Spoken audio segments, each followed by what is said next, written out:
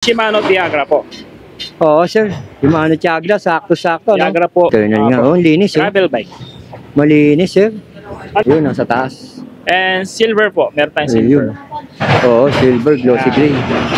Ayun. Diba, sinasabay na nila eh. Mag-bike sila sa probinsya nila. So ito, may mga stock pa tayo ng mga road bike. And then, ito po, isa sa unit namin kay Eric. Yung Fixie po. May naghahanap pa dyan ng Fixie. Meron pa. Sir, ganda nito. Yes, kay Eric. Siyempre, Pax 3. Yan yung ancestor ni... And yan palang pumalit kay Factor FR1800. Eric, isang sa mga bago. Factor, kapatid ni Mountain Peak. Anak ni Mountain Peak pa pala to. GX1800, no? Opo, ito po, nagbabalik si Factor Laurus G. Hindi ko na alam kung... ito, sir, maangas kasi, to, ha? Dati, tinagro natin mga bunso ni Striker, kuya ni Striker. Hindi ko na, siguro kamag-anak na lang din to kay Eric. No. Actually, kinalaban nga eh. Kinalaban nung kabilang panig eh, yung Expert versus Aero. Kasi ito yung counterpart. Anong Aero naman kay Eric? Ito naman ay carbon fork. Ayun. Tapos, I'm back, mga idol. Tagal-tagal tayo hindi nakapag-upload. 10 araw tayo hindi nakapag-upload. Busy tayo doon sa mga pinagagawa natin. Update ko na lang kayo kung ano yung mga pinagagawa natin. Pero hindi tayo titigil. Kagaya nga na sinabi ko, nagpahinga lang tayo. Pero babalik tayo, mas matindi yung balik natin. Dahil may mga bagong papakita si Sir Jess ng Madis Bike Shop. Ito yung tinagurian nating pambansang project bike. Sakto, kung meron kang dream bike ngayon, dahil Bermat magpapasko, si Sir Jess ang magsasabi sa inyo kung ano maganda. Sir Jess!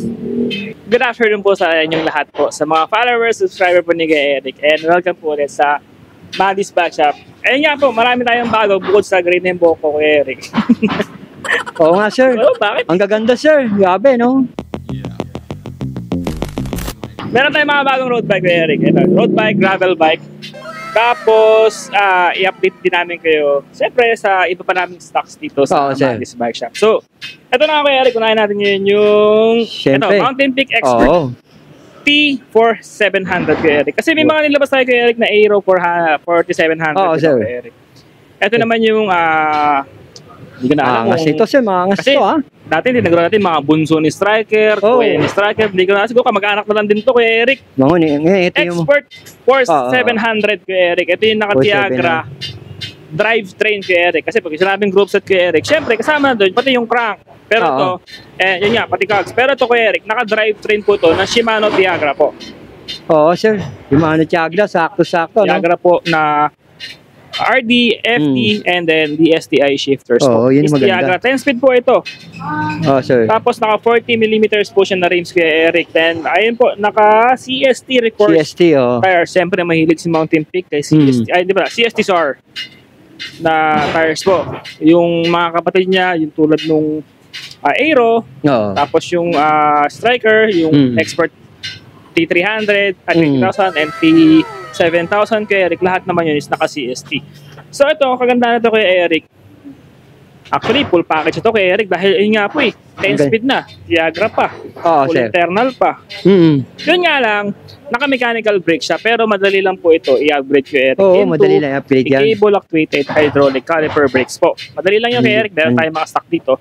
And then, ang size available po nito kay Eric is size 44, 46, 48, 50, and 52. Marami siyang size kay Eric. So, suitable to sa mga riders natin as Asian rider po. Oo, tama-tama. Sakto to sa mga alanganin pa, no? Yes po, maraming option kay Eric. Yung mga kasi nabibitin ng size 50, meron tayong size 52 ngayon.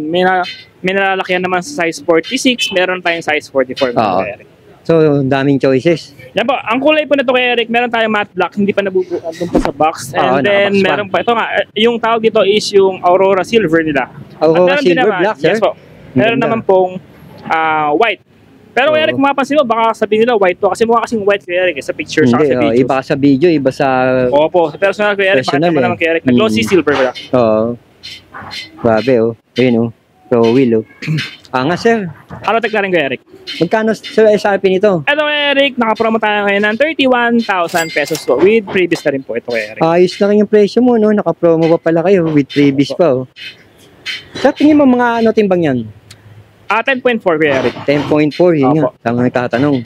Okay sir. Yan po. Ganda, integrated. Next natin kay Eric. Ayun Itong Aero R4700. Ang ganda nito. Yes po. Napakakinis. Ito naman yung counterpart. Actually, kinalaban niya eh. Kinalaban nung kabilang panig eh, yung Expert versus Aero. Kasi ito yung counterpart. No, anong Aero naman kay Eric? Ito naman ay carbon fork. Ayun. Tapos, naka-hydraulic brakes po ito kay Eric. Ang HRD Quantum po. Yan. Tulad pa rin ng dati, masarap pindot-pindutin dahil hydraulic brakes po. Soft na soft. Ito sir, yung pinaka-batalya niya, no? Yes po, size 52 po ito kay Eric eh. Apo, size 52 po. And may size po ito na sa 52, 49, and 47 po. Ang RD naman ito kay Eric, Siaga pa rin. And FD naman po ay, yun nga po, naka-Siaga din po. Pero yun nga po, yung shifter na is HRD. Quantum. HRD ito nga. Ayun. Naka-hydraulic brakes na rin po ito. Full hydraulic po ito. Ito po ay nagkahalaga ng 30,000 pesos po. 30,000 sir? Yes po kay Eric. Ayos na rin to, mga presyo. Colored. Ang ganda ng kulay. Glossy white, tsaka glossy black. And then, gunmetal gray. Ano available mong kulay nito sir? Ayun po, glossy white. Glossy white. Glossy black, tsaka gunmetal po. Ayun po, Eric. Pasabit. Nakita natin yun. Pasukin natin mamaya konti yan. Pero yung mga pagpipili ang kulay, marami rin dito kay Sir Jess. Yes po. Okay, Sir Jess. Ito kay Eric, isang sa mga bago. Baxter, kapatid ni Mountain Peak. Anak ni Mountain Peak pa pala to. GX1800, no?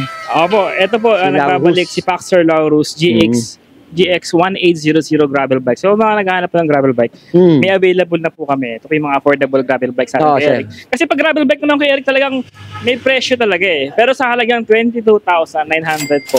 Sulit na to kay Eric. Kasi nga, bukod na naka-Shimano Sora po, ayan po, shifters, FD, tapos RD, Shimano Sora. Sulit na to kay Eric dahil internal cabling pa po ito. Ay, grabe, internal nga. Linis. Gravel bike. Malinis, sir. Ang tires po niya kay Eric is naka Kenda, no? Kenda 700 by 40C if I'm not mistaken po. Patama ko. Tapos 40mm rims po. Gravel rims. Angas nito. 49 ang size pala nito. Meron po tayong size 49 and then meron tayong size 47 po. Okay na rin to. Panalo ka na rin dito. 22,900 pesos only. 22,900, sir. Sulit na yan kay Eric. Mura na to, sir. Ganda ng kulay, no? Kulay po niyan kay Eric. Meron tayo ditong glossy gray. Ito po. Ayun, yung glossy gray. Glossy gray po. Yan. Ayun, nasa taas. And silver po. Meron tayong silver. Silver, glossy gray. Ayun. Ayos, sa mga pagpipilian, no? Yes po, 22,900 pesos only. Ito naman kay Eric, isa pa, yung pinakabago nating road bike ngayon, yung Faxer Wind. Bago rin to. Lalabas na din po ito kahapon kay Eric. Sir. Ito ay isang budget road bike kay Eric na maganda rin yung specs dahil, ayun po, naka-Shimano Sora din po ito kay Eric.